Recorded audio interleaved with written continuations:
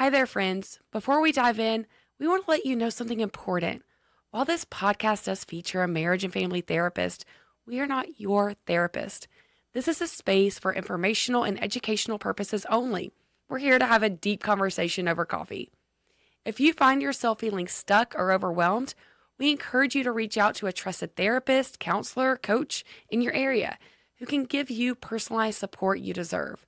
Because let's be real, life is way too hard to go at it alone, and your emotions are way too valuable to ignore.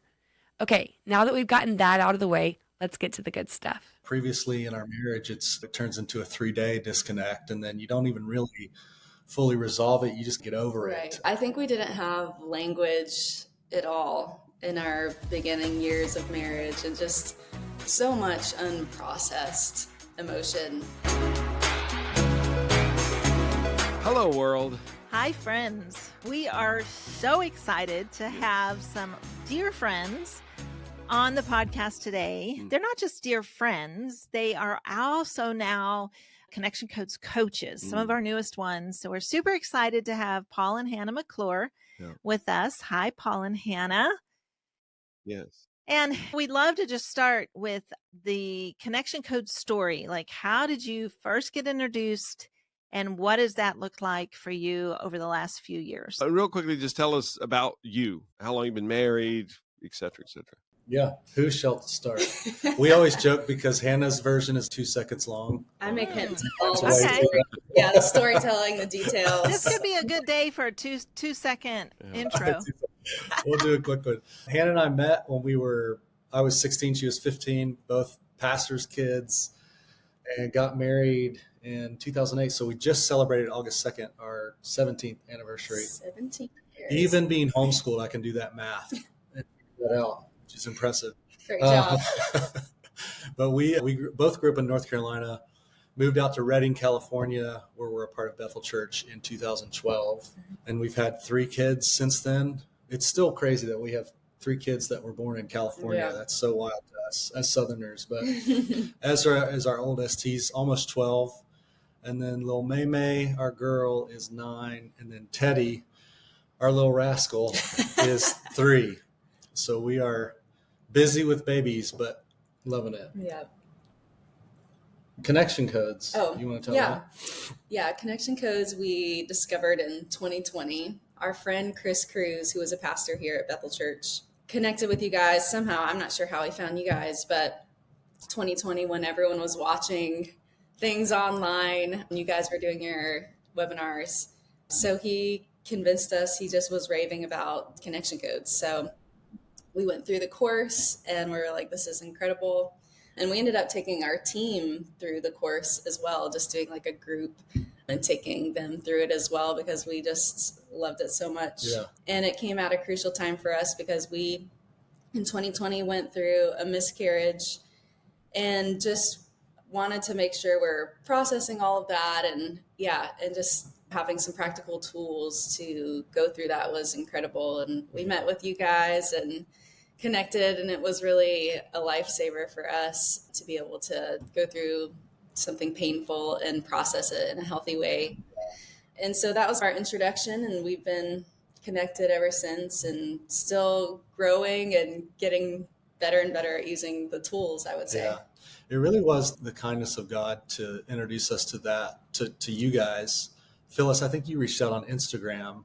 I can't remember if that was before we'd done foundations or after, but it really was just a godsend to meet you guys, because that was a pretty traumatic thing. Like, Hannah was in the ICU and unconscious, and it was a lot of things we felt. And it's COVID, so I'm in there alone. No one can come in, and it was just scary. So much fear. So to come out of that and meet you guys, just parents really who can help us, it was just so beautiful. And I don't know that we would have gone through that.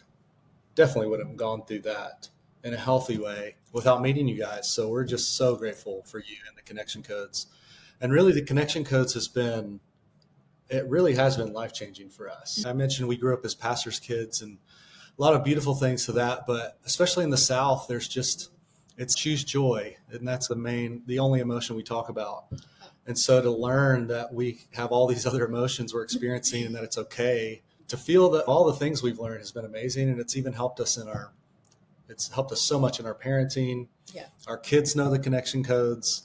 They're better at processing their emotions than I was at 35, and they're 10. So Our 3-year-old, he constantly, if he's sad about something, I'm sad, just over and over. I'm like, wow, you're better at that than I am. and he won't move past it until you ooh him and say, "Oh, you're sad," and Yeah. then he'll be fine. Yeah. Love that so much. So Yeah. much. Yeah, I always tell parents with little kids, I'm like, watch how they live. We are Mm. coded this way from birth. And I'm sure your children are brilliant. I've met them. They're amazing. But they don't do that because they're so dang smart. They do it because they're human. And we don't want to unteach them to do that. And of course, you know our story for both of us, but my parents would say, you stop your crying or I'll give you something to cry about. So I learned at an early age. My father passed when I was 8 years old. So by the time I'm, I don't know what, 5, 6 years old, I had learned to shut up. I had learned your experience and you're conveying your experience is not welcome here. And I'm not mad at my parents. I think they were doing what they thought was good and right. But that shut me down. And you say 35, I was into my 50s before I got a clue about any of this. And that's a long time. You don't even know how long 50 years is. It's a long time to do it sideways, to do it so dysfunctionally, and then to try to start learning how to be your authentic, vulnerable self and to be safe to present that to another, anyone, but especially your partner that we've been together for approaching half a century. We've known each other. We met at 15 and 16 too. I didn't realize it was the same age. So we've been together 47 and a half years. Yeah. We're grateful to have the story we have and meet at that age, but you're also like, you're literally becoming adults together. And so there's challenges that come with being kids and starting a relationship. And this has been such a godsend for us to process it. And we've been doing connection codes for 5 years now. And you present it in such a beautiful, easy, tangible way. And there's been so many times I'm like, it can't be that easy. And then we're always annoyed that it is that easy. You just have to do it. You just got to use the tools. And so, yeah, it's been cool. Yeah. Well, and for our listeners, we're talking all around it, right? We're talking about the tools, the simplicity. And to me, there's nothing greater than actually doing the tool, the tool that makes the biggest difference. And that's the core emotion wheel. Yesterday, I was on the phone with my son, Sky, and his wife just had major cancer surgery on Monday. And so for those 3 days, I've been in daily contact, trying to see him, just sit with him. And yesterday they allowed her to go home, which was amazing. And we were just talking on the phone and no one was there and she was asleep. So it was just him. And in the stillness, that's when it's really hard. That's when it's really lonely and in the pain.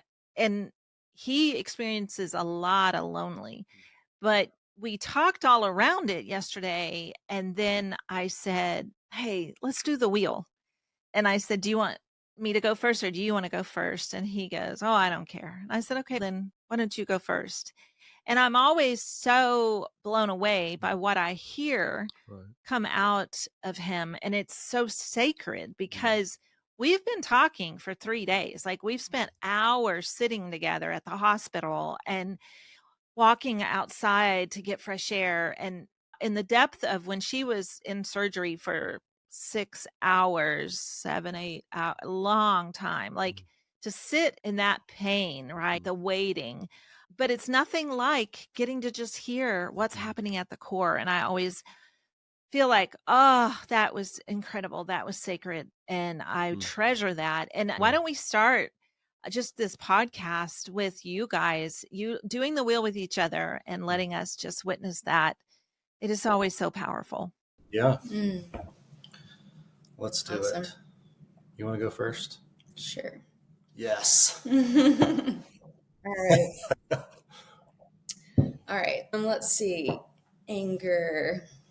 I felt some anger recently in a meeting that we had because some of our values didn't line up, and that made me feel some anger and annoyance. Shame. Let's see. Also felt some shame in that same meeting, feeling like, did I say the right things or did I say enough? Guilt. I feel guilt pretty frequently with the kids and making sure we're getting enough quality time with them going back to school and us traveling, and some fear around that as well. We have a busy, like 4 months probably coming up. And so a lot of travel. And so I feel some fear about that with the kids and balancing that, making sure the family is doing well. Yeah. Lonely, feels some loneliness in friendship right now, I would say. We just had 2 more people move to Nashville, actually. A ton of people. Yeah, Nashville is claiming them all. So we had 2 of our good friends that left yesterday. So it feels like our friendships are shifting. And so there's some beauty in that. Sad, also some sadness in that. Hurt. Can't think of any big hurt recently. Probably just some hurt in friendship as well over the last 6 months. Joy. Feeling some joy about the fall season and things shifting into, the autumn season. So good. I should have gone first. That was really good. Perfect. Perfect. I felt some anger throughout this year with some friendship stuff that has been really painful. And it'll pop up and I'll feel some anger about how some things went. Shame. I think with what we do for a living in music, there's just many opportunities to feel shame about yourself For and sure. putting yourself out there all the time. And guilt. Yeah. The parent guilt is a real thing. We spent so much time with our kids this summer, but there's still this, did we connect enough on a deep level? I feel guilt around that. Fear. We have a new album coming out next week, actually. And a ton of joy in that, but also a lot of fear because you're just putting all these things out there for the world and saying, hope you like it. Yeah. Lonely. Yeah, same thing with friends. It's been a tough year friendship-wise. And so I think we both I felt some loneliness in that. Sad. I was just with some family in Minneapolis, which was really beautiful, but found myself feeling a lot of sadness that ache for family that we don't get to see a lot. Yeah. Felt some hurt with Hannah on her Hawaii trip, which was amazing to be able to access hurt because I'm not good at accessing that. And then joy, just you guys and the connection codes and doing the coaching cohort. It's just been so much fun, so eye-opening, and brings me a lot of joy for the future and what that can mean. Wow. Thank you. Wow. That's amazing. I just have to say to our listeners, because you both did it in the same order, which is fine, but you don't have to, because people ask that a lot. Does it have to be exactly according? So it doesn't matter. They both happen to do it that way, but you certainly don't have to. But that's amazing. So I would love to hear what have been your biggest victory points with the connection codes and what have been your biggest challenges, struggles as you've continued this journey. Oh, man. Yeah, I think before we didn't have language. Are you already tearing up? Am I? Probably. Paul's the crier. Yeah, I think we didn't have language at all in our beginning years of marriage, and just so much unprocessed emotion. Yeah. And so I think even today we're still raveling ourselves from that and digging ourselves out of the hole that we made for ourselves early on in our marriage. So I think there are still trigger points that if we had started with the connection codes, that we wouldn't be in necessarily. But I think even just being on the same page as far as if there is something that pops up, we can both just say fear or shame or whatever it is. And having that language to share with each other has been a game changer. And I think too, going through the teaching together, going through the courses, that's been the first time that we're together on something like unified Partnering, in that. Yeah. I think the biggest win I could express is just in our relationship, being able to, it takes a while for me to get to the actual core emotion that I'm feeling. Even I mentioned hurt in the wheel. We were in Hawaii, paradise. So you're not supposed to have any fights in Hawaii, but we broke the rule. But it was just amazing. We sat on the porch and drank coffee, and we're just talking about a kind of a disagreement we'd had. Hannah missed something with me, And for me to finally get to hurt was just like, it was actually like a big breakthrough in our marriage, because I can easily express anger or fear or loneliness, but hurt is a pretty vulnerable thing to express, because I'm saying someone has the ability to hurt me. And then me realizing past that is, oh man, I don't know that I've felt valuable enough for someone to hurt me and for me to express that, and you maybe meet a need that I have. And so that was a huge breakthrough for us in our marriage. And we would never have accessed that without the connection codes. Never.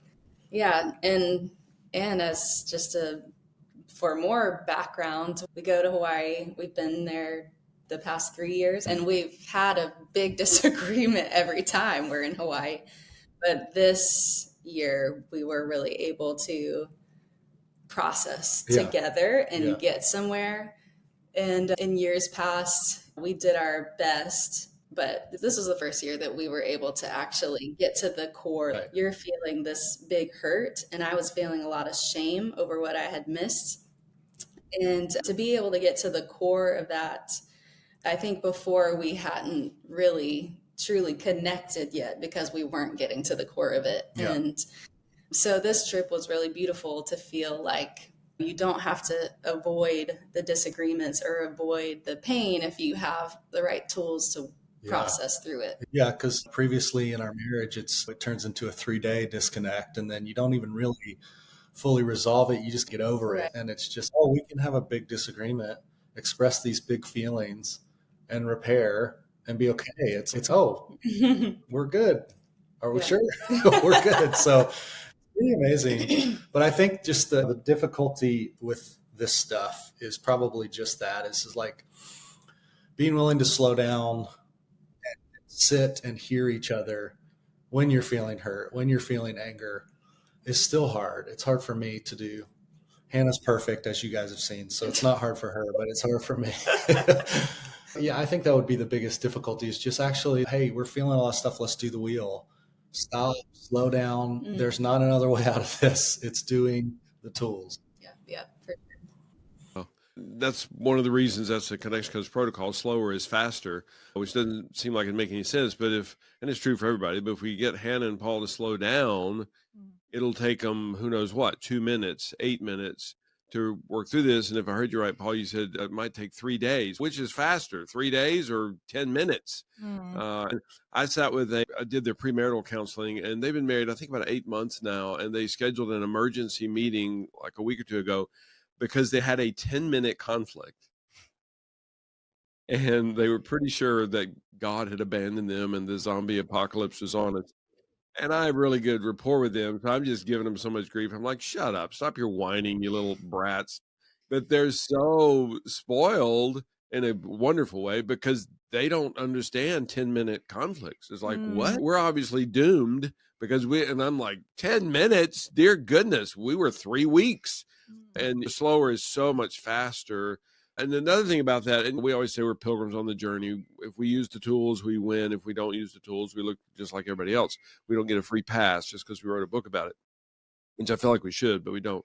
But in the last probably year or two, because my specialty is I give Phyllis 35 paragraphs about a situation. And she started probably, I don't know, a couple years ago. She said, babe, just tell me the hurt. Just tell me you feel hurt. Just tell me what the hurt was. I'm like, what? And it really is that simple, because she can hear that. She doesn't know what to do with 35 paragraphs. And I'm pretty brilliant. So all 35 paragraphs are significant and valid, but they're irrelevant. They're lost. She quit listening 34 paragraphs ago. And I just forget that. And really, there's so many times I'm like, oh yeah, connection codes, duh. And I need Paul and Hannah to live with us for 6 weeks and just remind me, Glenn, remember that thing, connection codes? Because I just forget. And again, we walked sideways so long that it was our default. And to this day, just like the two of you shared, there's so many things left over from a quarter of a century or more of missing with each other. And we're recovering better and better, but it's in our computer system. It still exists. I was thinking about both of you shared on your wheel, just the lonely Mm. of friendships that have moved away or Yeah. friendships that have changed and I thought, wow, about my conversation with Sky. And he said, when he started the wheel, he actually said lonely first. And he said, I feel lonely. Oh, I feel so much lonely. Mm. And then he said, can I just say I feel lonely about lonely? And of course, I knew what he meant. So I didn't, and I was just oohing him. But it was interesting because he goes, because that doesn't really make sense. Because then I could say for sad, yeah, I just feel sad. And he was talking to himself, but he was talking to me, if that makes sense. He was processing, and then he goes, okay, wait, let me just dig. Let me dig about lonely. And he slowed himself down, and then he went into lonely. And man, I wish I would have recorded it because he just, it's almost like he was digging a cavity out and he got all of it out as far as being able to really talk about what this last year and a half has been for him with his wife fighting cancer. And one of the things he said to me on Monday when she was in surgery, and the surgery did not go well, and he said, Mom, I need a manual. I need a manual on how to survive this. Like, how do you walk through this? And now that what we thought was going to happen in the surgery didn't, they weren't able to get the cancer cut out. And so now it just feels like we're going back to the drawing board. He goes, I am so weary. And when he was talking about then 2 days later, his lonely, and just listening to him. And then when he did the whole entire wheel, I said to him, I said, Sky, you are the manual. You're the manual. Like, you slowing down and doing the wheel and digging out all of that. And then I just encouraged him. I said, put your hand on your heart or your chest or your stomach and ask yourself, what do I need? Because that's the manual. He's got to be able to tell himself, what does he need? Because no one can make that up. Even if you are walking through the exact same scenario he is, or you have already gone through it, that doesn't mean what you needed will be what he needed. And I think about that with you guys and the message of lonely, like to be able to go, okay, what is this saying to me? What do I need in this season? What do I need? Because lonely is that feeling of unsupported. And so you both expressed a lot of that. Now you centered it around friendship, but there's probably many layers to it. And to go, okay, let me dig out and really don't just really think about it. And of course, journaling about it is very powerful. But even asking yourself in those moments, like, what is your body telling you? What is your body saying you need? And to not ignore that. You mentioned just real quick in passing that you've got an album coming out, but that's really big deal, right? For many people, that is a goal of a lifetime. And you guys you've done so much in the music world. And so I think it's easy for people to look at you guys and say, oh, they must only feel joy. How could they not but feel only joy? That's not human. So the human is that is all 8 of those are firing in your brain all the time. And to be able to access that and then also just to be able to share that, like to be able to say, yeah, just a really lonely season. We've had lots of friends move away. We've had relationships change. Like that is a truth. Like, and I think sometimes even as believers, we think that there's something wrong with us if we express loneliness and feel like I should just be thankful. And instead of going, wait, no, this is real. There's just a lot of loneliness firing and more friends move away. That just feels hard and sad. You mentioned sad around that. It's just yesterday, some more people moved. So it's just being so important to get it out of your body, which is what I told Sky yesterday. I said, get that out of your body. That's so important. And he said, man, Mom, that was such a good reminder. And that's so good for me to know. I need to ask my body, what does it need? How can I support myself instead of thinking there's a manual I need to read that someone else has written? But to go, wait a minute, what does right now in this season, what do I need? And that's for you guys too. What do you need in this season of your life. And that's just super important. So you mentioned there at the very end that you guys just got done going through the Connection Codes coaching program. So if someone's listening and that kind of tickled their interest, tell us a little bit about maybe I don't know, let's see how many minutes we have, the quick version of how you even got interested in doing that. And then what was the experience you had, what you thought it would be, or how did that play out for y'all? I think we mentioned earlier, we took some of our worship team through the foundations course, and then some of the married people through the late night thing you guys used to do. Are you guys still doing the late night thing? Yeah. And it just was so beautiful to see like our community learn this stuff, and then to have 15 people that you can connection code with. It was just really beautiful, and to see how that just like organically spreads. But we've always been pastors and caring for people. But I think a lot of the fear, for me at least, was like, I love helping people, but I don't know that I feel equipped to do that. I don't know that I know what to say when they have an issue.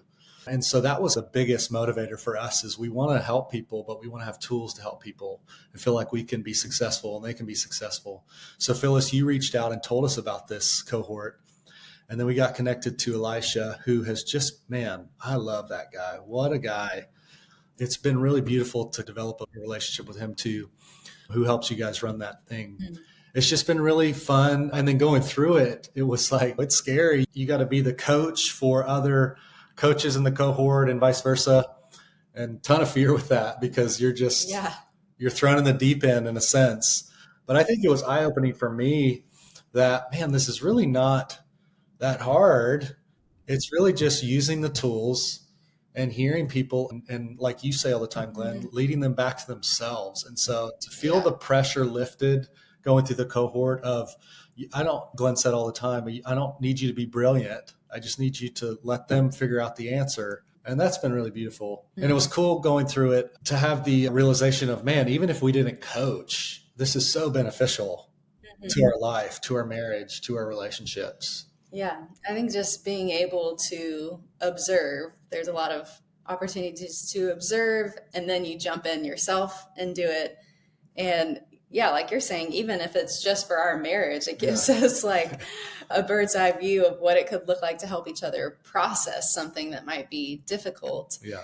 But yeah, as far as the coaching world and pastoring world, I think there's so much pressure if you are a pastor on having the right answer, or even the right Bible verse or prophetic word or whatever it is for that meeting with someone, which can be beautiful. But I think a lot of the times people just need to feel heard, and people need to process their emotions before they can even hear that prophetic word or hear the great advice you want to give. Yeah. So I think it takes the pressure off of, you don't have to have the answers, just help find what's happening, like what Paul's saying, connecting to yourself.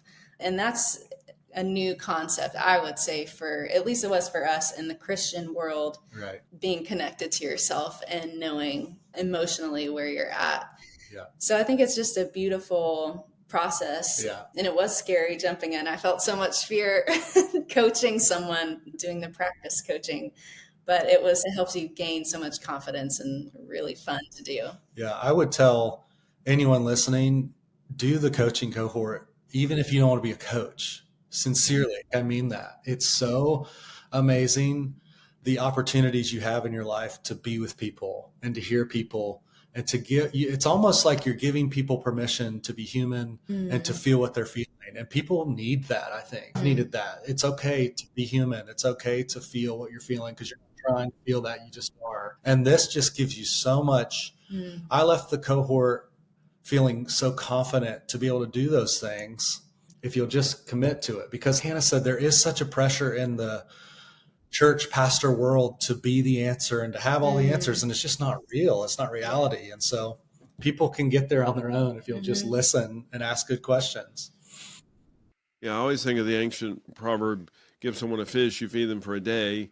Teach someone to fish, you feed them for a lifetime. It's the same idea. And it's not that giving someone a fish is bad. That was great. That's a gift. That's kind, wonderful. but they're going to need another fish tomorrow.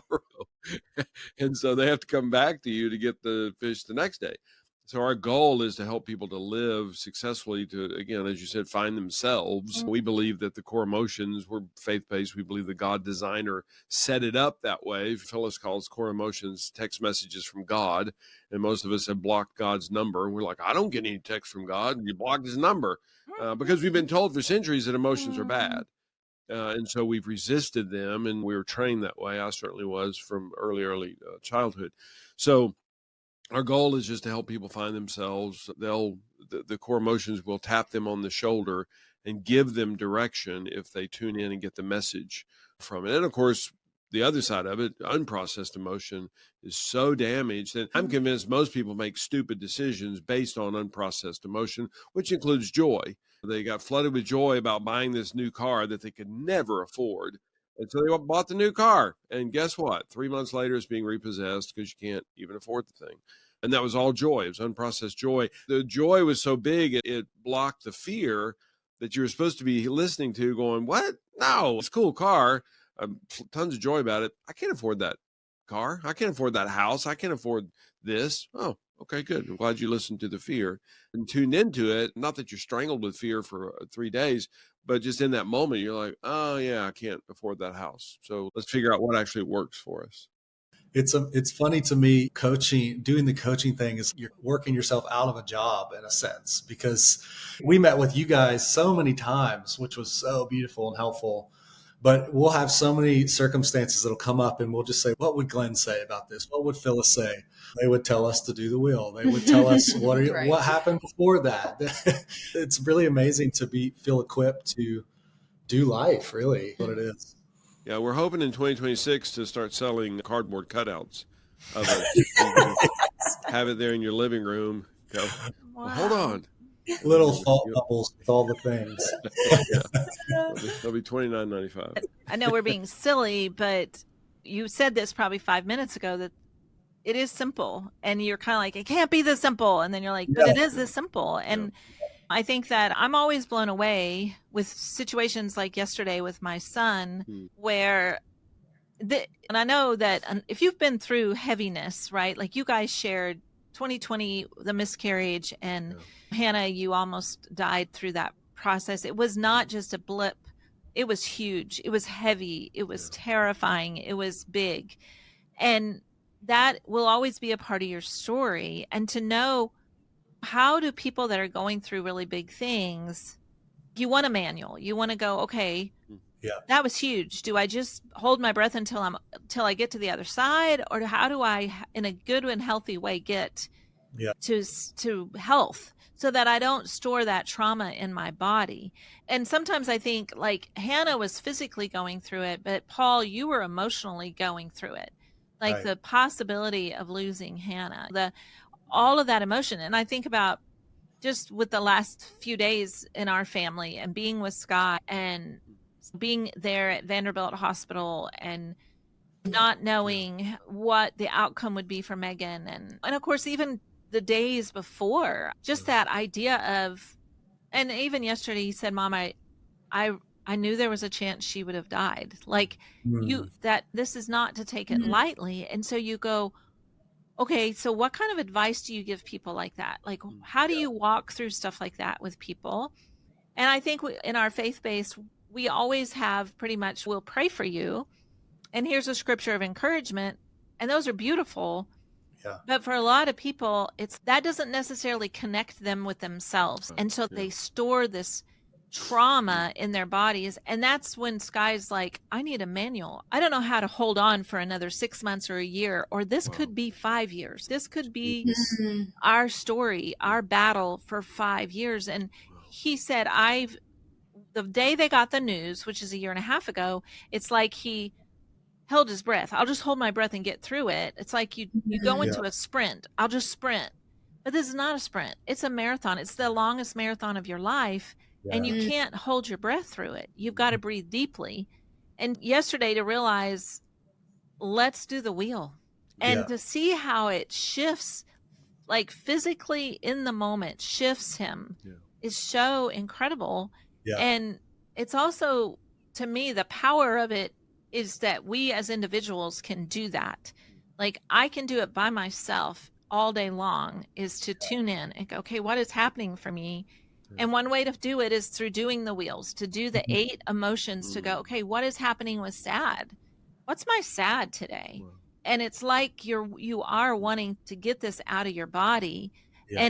And I think for some people, I've heard people say, I do it through my prayer. I do it through my journaling, my quiet time. And it's, yeah, that's amazing. Let that be a part of your everyday experience. And when I think about what you guys did with going through the coaching program, as everyone is in relationship with someone, and to go, I want to be the best version of me in all of these relationships. I want to show up.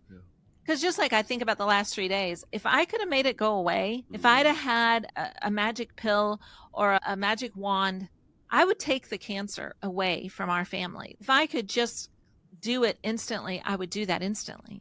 That's not the outcome. Have there been miracles along the way? Absolutely.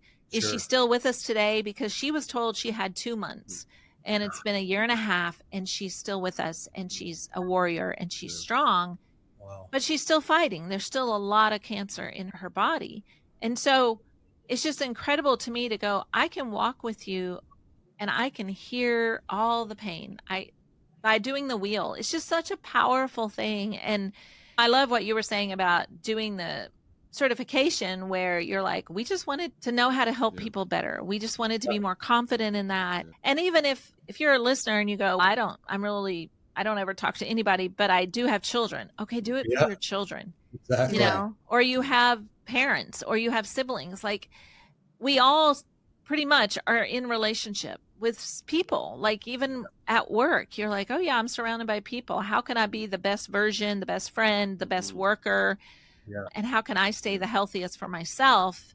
And that's what going through this cohort is all about. And y'all saw that right away. Like week 1, people are sharing their stories, and you're just like, whoa. The stories that were shared and where people are at when they come in, and it's just beautiful. It's like right away people are like, okay, I'm going to be transparent here, because that's what this is all about. And we're doing the wheel every week with each other. So, okay, let's just be real. And that's incredible. So it's been really beautiful, because there's some fear sometimes, and man, my friends don't do connection codes, so how can I do this with them? But it's really amazing, Glenn. You always say people are coded this way, and we unlearn it. It's been amazing when I can access the core of what I'm feeling and tell someone. People know what to do a lot of the time if they can see the authentic you. If you're projecting some different thing, it's hard for them to connect. In friendship, when I can express, oh, I felt hurt, people will almost always, what do you need? What can I? And I think that's just beautiful about the connection codes, is it's a simple thing. I do feel people, like you were saying, Phyllis, people's resistance to this, even my resistance to this and feeling, is that I'm going to get stuck in that thing. And so I just don't want to feel it. And it's amazing how we're not asking you to just sit in it and drown in it, but you can't move through it unless you feel it. And even with the miscarriage, at any point I can access the loneliness of that or the fear of that, but it doesn't mean I'm stuck there. It just means it happened and it's real. And, I can access tears around the fear and all the things, but it doesn't mean I'm stuck. It just means it happened and it was big. So I think that's really beautiful. And it's almost the opposite. We hear this all the time. People that are hesitant about the connection codes are like, we don't want to just drown in our emotions. It's the opposite. That's how we don't drown in our emotions. If Paul feels hurt by something Hannah said, we can tell him all day, Paul, you stop it. You stop feeling hurt and you shut up about it. Okay, we didn't accomplish anything. And Paul did shut up, but it did not get rid of the hurt. It did not process the hurt. He still feels hurt by her. And how's he going to behave with her over the next 3 hours, the next day and a half, the next week? Because now when Hannah, this gorgeous woman, walks in the room, she's a freaking pain source. Her face is a pain source to this man. She walks in the room and he feels pain again because he remembers, his psyche remembers the hurt from 6 hours ago. And we told him to shut up about it because, Paul, don't wallow in that hurt. It doesn't work. sorry, welcome to planet Earth, welcome to humanity. Whereas if he can just say to her, babe, I felt some hurt when you said that, especially if she's a good ooer. She follows his energy, finds out what happened for him. And then he actually does process through it in whatever, 30, 45 seconds, 2 minutes. I'll take 10 minutes. And then he's good. Mm. And if we don't do that, then he ends up drowning in it. And of course, some people, that's their pattern for years and years, which is so heartbreaking. Yeah. And I think the coaching course also helps, even as a partner, to be able to identify quicker. It's coming out as anger a lot of the time.